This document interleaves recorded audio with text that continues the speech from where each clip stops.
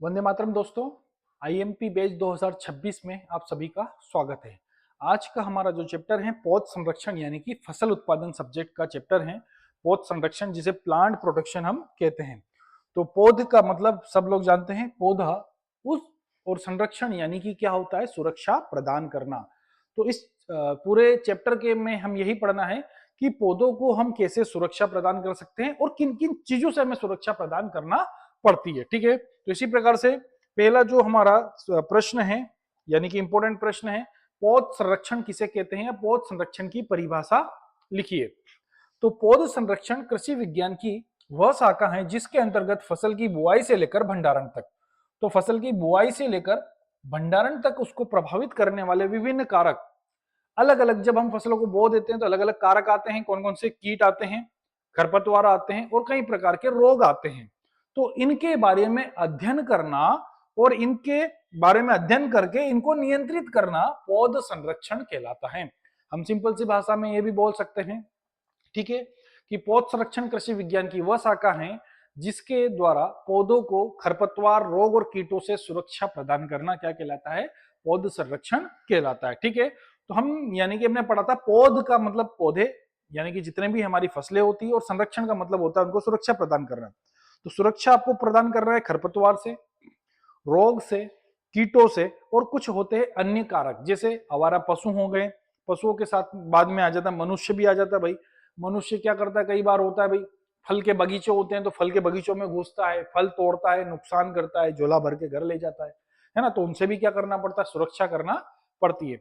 तो पौधों को इन कारकों से सुरक्षा करना ही क्या कहलाता है, पौध संरक्षण कहलाता है। अगला प्रश्न है, अब इसके बाद एक और डेफिनेशन हमसे पूछी जाती है कई बार कि खरपतवार किसे कहते हैं, व्हाट इज वीड, है ना सॉरी, खरपतवार किसे कहते हैं। तो खरपतवार वे अवांछनीय, जिसे अनवांटेड प्लांट कहते हैं, अवांछनीय पौधे हैं जो किसानों को हमेशा लाभ की तुलना में हानि प्रदान करते हैं, क्या कहलाते हैं, खरपतवार कहलाते हैं। ठीक है, तो खरपतवार के लक्षण, अब खरपतवार के अलग अलग लक्षण होते हैं भैया। तो खरपतवार यानी कि फसलों से अलग उसके लक्षण होते हैं, हम कैसे पहचानेंगे।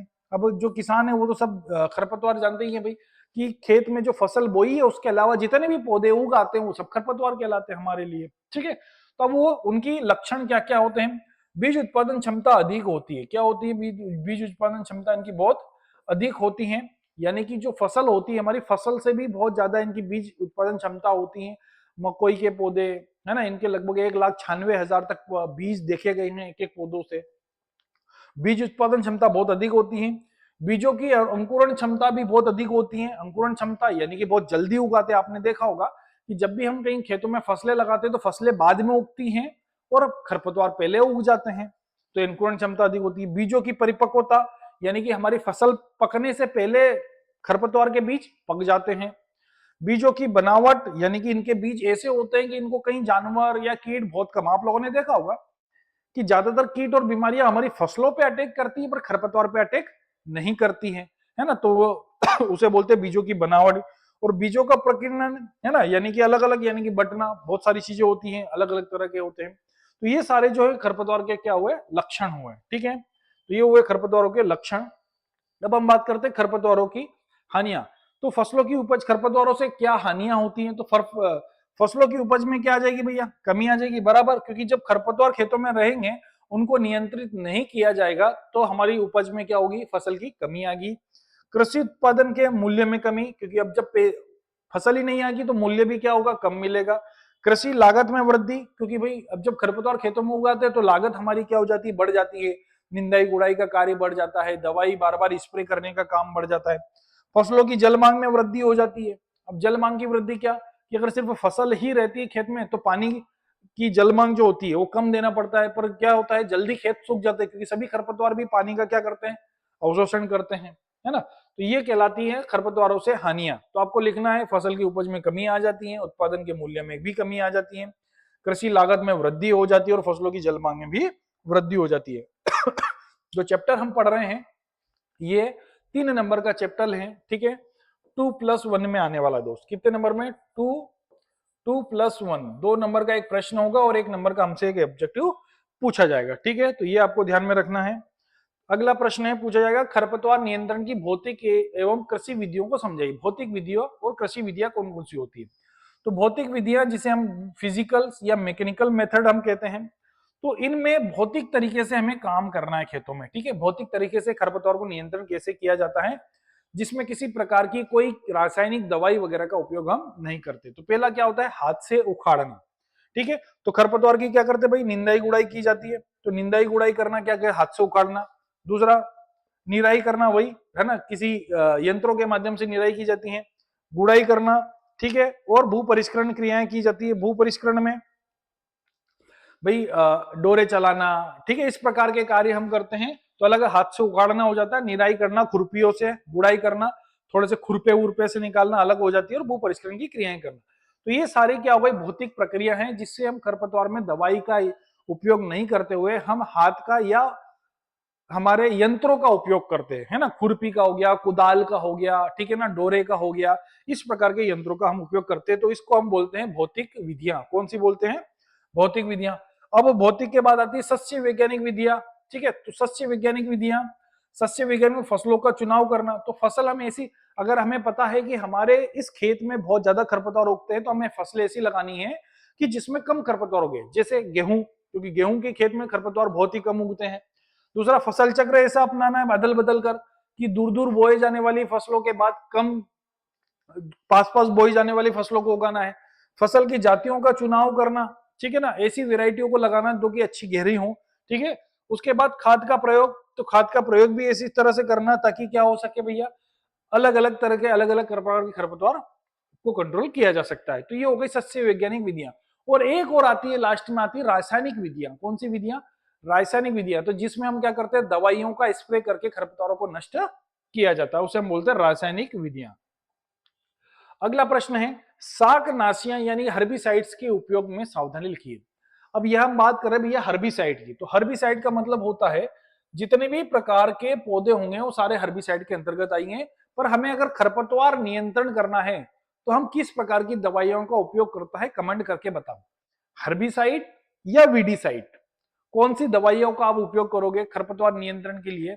मैं और ऑप्शन बता रहा हूं, हर्बिसाइड, वीडीसाइड, या जो है फंगीसाइड या इंसेक्टिसाइड। इनमें से कौन सा ऑप्शन आप लोगों को राइट होगा, जल्दी से कमेंट करके मुझे बताइए, ठीक है।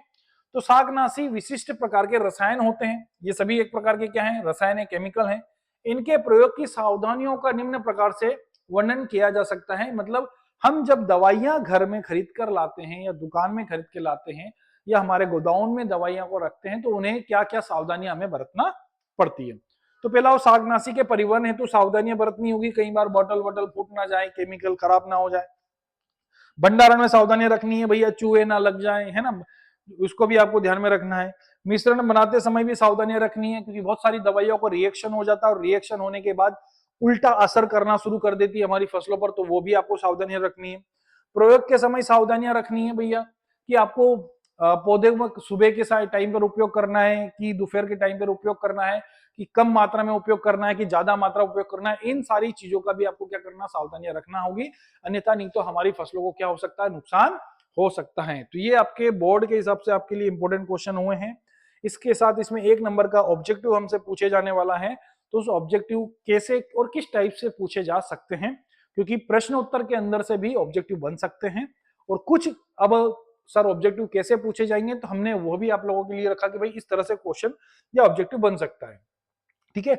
इस चैप्टर को आपने अगर पूरा पढ़ा होगा तो एक वर्षीय खरपतवार, द्विवर्षीय खरपतवार, बहुवर्षीय खरपतवार, ठीक है ना, खरीफ ऋतु के खरपतवार, जायद ऋतु के खरपतवार, रबी ऋतु के खरपतवार, चौड़ी पत्ती वाले खरपतवार, सकरी पत्ती वाले खरपतवार, सभी खरपतवार को आपने क्या पढ़ा होगा, अलग अलग पढ़ा होगा। धान की फसलों के खरपतवार, गेहूं की फसलों के लिए खरपतवार, गन्ने की फसल में कौन कौन से खरपतवार उगते हैं, तो ये सभी का भी क्या होगा, आप लोगों को जब बुक में बहुत अच्छे से पढ़ा होगा तो उनके बारे में आपको डिस्क्रिप्शन आप लोगों ने पढ़ा होगा। तो हम बात करते हैं यहाँ पर, बथुआ का वानस्पतिक नाम क्या है, चिनोपोडियम एल्बम। क्या आएगा, चिनोपोडियम एल्बम। मैं जब मैंने आपको कई बार बोला है कि जब मैं आपको बोलता हूं, पढ़ता हूं, तो मेरे साथ आप भी उच्चारण करिए, क्योंकि आपके सामने लिखा हुआ है। आप जब उच्चारण करोगे तो आपको बहुत अच्छे से क्या हो जाए, याद होने की संभावना होगी, ठीक है। बथुए का वानस्पतिक नाम चिनोपोडियम एल्बम। गेहूं के मामा का वानस्पतिक नाम, गेहूं का मामा देखा कभी, गेहूं का मामा देखा, भाई मैंने मेरे मामा तो देखे, आपने अपने मामा भी देखे होंगे, पर गेहूं का मामा कहीं नहीं देखा हुआ। तो गेहूं का मामा मतलब गेहूं के जैसा ही गेहूं के खेत में खरपतवार उगता है, उसे हम बोलते हैं गेहूं का मामा, या उसे बोलते हैं गिल्ली डंडा। क्या बोला जाता है? गिल्ली डंडा। तो उस गिल्ली डंडे का वानस्पतिक नाम क्या है? Phalaris minor. गेहूं के मामा का नाम क्या है? फेलिरस माइनर। इस फेलिरस माइनर के नाम से इसे ऑल ओवर वर्ल्ड में पहचाना जाता है। दूसरा, वर्षा ऋतु में पाए जाने वाले खरपतवार, हिरनखुरी। मैंने बताया था भैया, जो है ऋतुओं के आधार पर सब्जी के रूप में प्रयोग किए जाने वाले खरपतवार। बथुए का आपने खाई बाथले की सब्जी और चौलाई की सब्जी, तो बाथले की सब्जी और चौलाई की सब्जी भी बनती है। अब वो खरपतवार तो है ही है, पर उसके साथ साथ में क्या करती है, उसकी पत्तियों की सब्जी भी बनाई जाती है।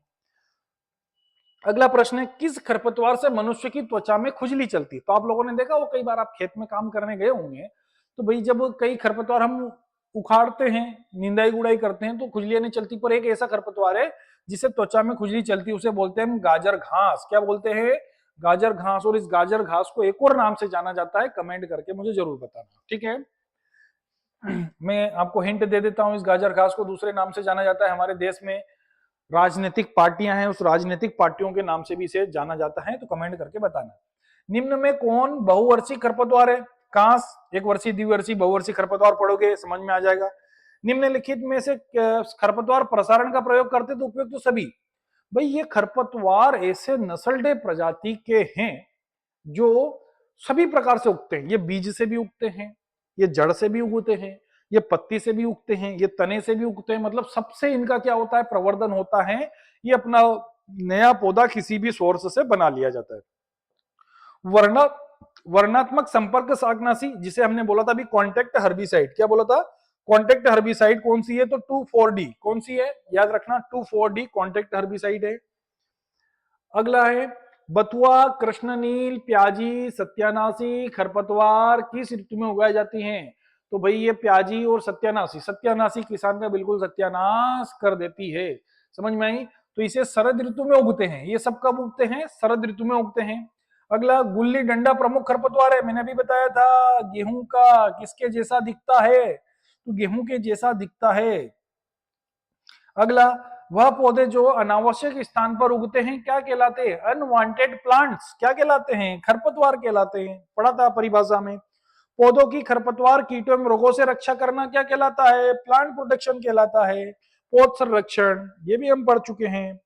अगला, मकोई का पौधा एक वर्ष में लगभग कितना बीज बताया था? है ना, ये 17,800 या 1,78,000, 1,96,000 तक लगभग पौधों में क्या करा गया? देखा गया है ना, ये ध्यान में रखना। सत्यानाशी के बीज सॉरी के बीज किस पौधों के बीज से मिलते जुलते होते हैं? तो सरसों के बीज और सत्यानाशी के बीज क्या होते हैं? एक जैसे होते हैं। अब बता दूं भाई, ये सरसों की फसल के साथ सत्यानाशी का बीज मिलकर आ जाता है और इसका तेल बन जाता है। क्या बन जाता है? और वो तेल अगर हम उपयोग कर देते हैं तो लगभग, मैंने बोला था ये सत्यानाशी सत्यानाश कर देती है, तो वो तेल लगभग आंखों की रोशनी कम करता है, अंधा भी कर सकता है। समझ में आई? तो ये होता है सत्यानाशी का सत्यानाश। किसी स्थान से खरपतवारों का संपूर्ण एवं स्थायी रूप से समाप्त हो जाना हम बोलते हैं उन्मूलन। बहुत कम मात्रा में होता है। हम सोचते हैं कई बार हमारे खेतों में दूब घास, जिसे हम दरोबड़ी कहते हैं, एक बार मोथा होता है जिसे हम डुंगली कहते हैं, तो इसको खोद खोद के आप रेजाओं पर आप इनका पूरी तरह से खत्म नहीं कर सकते हैं। सिर्फ इनका जो हरा भरा दिख रहा है वो खत्म कर सकते हो, फिर 5-15 दिन के बाद वापिस क्या हो जाएंगे? ये उगना शुरू हो जाएंगे तो दिखेंगे। तो ऐसा नहीं होता है, पर कुछ प्रोसेस ऐसी होती हैं जिनके माध्यम से हम इनको जड़ से खत्म कर देते हैं। तो उस जड़ से खत्म करने की प्रक्रिया को हम कहेंगे उन्मूलन। क्या कहेंगे? उन्मूलन। अगला, किसी जलीय खरपतवार का नाम बताओ। तो जलकुंभी, जल में उगता है, इसे जलीय खरपतवार कहते हैं। अगला प्रश्न है हमारा, मकोई का किसी विदेशी मूल के खरपतवार का नाम बताओ। तो गाजर घास, ये विदेश से आया हुआ है हमारे यहाँ भारत में, ठीक है। मकोई का कुल कौन सा है? सोलेनेसी कुल से पौधा है मकोई। 2,4-D का पूर्ण नाम क्या है? 2,4 डाइक्लोरोफिनॉक्सी एसिटिक एसिड। 2,4-D यानी कि 2,4 डाइक्लोरोफिनॉक्सी एसिटिक एसिड। याद रखना, खरपतवार भूमि में सड़कर पदार्थ की प्राप्ति होती है। तो कई बार होता है जब फसलें या कई के भी किसी भी प्रकार के पौधे अगर जब सड़कर मृदा में मिलते हैं तो वो कार्बनिक पदार्थ की वृद्धि करते हैं। किसकी करते हैं? जीवांश या कार्बनिक बोल सकते हैं, या ऑर्गेनिक पदार्थ की क्या करते हैं, ये हमारे खेतों में वृद्धि करते हैं। तो ये सब आपके हुए क्या भैया, एक नंबर के ऑब्जेक्टिव। ठीक है, तो इसी प्रकार के अच्छे अच्छे ऑब्जेक्टिव के लिए ये देख रहे हो ना, ये खरपतवारी देख रहा है आपको, ये बोल रहा है कि थैंक यू, आपने मेरे बारे में पढ़ा, फिर भी मैं खेत में उगूंगा, आप काटोगे उसके बाद भी उगूंगा, आप दवाई छिटोगे उसके बाद भी उगूंगा। तो खरपतवार खत्म नहीं होता है दोस्त। ठीक है, तो इसी प्रकार से खरपतवार तो खत्म नहीं होगा, पर हमारा सिलेबस जरूर खत्म होते जा रहा है। इसलिए आप विशेष कर कर है ना, फोकस कर कर आप लोग डेली लेक्चर देखें, ताकि हमारे नंबर में वृद्धि होगी। सिर्फ लेक्चर देखने से ये गारंटी ले सकता हूं कि आपके सिर्फ लेक्चर देखने से ही आपके नंबर बढ़ेंगे, ये मेरी गारंटी। ठीक है, तो इसी प्रकार से कंटिन्यू लेक्चर को देखते रहिएगा। चैनल पर नए हो, चैनल को सब्सक्राइब करिएगा, और मिलते हैं कल अगले वीडियो में। वंदे मातरम।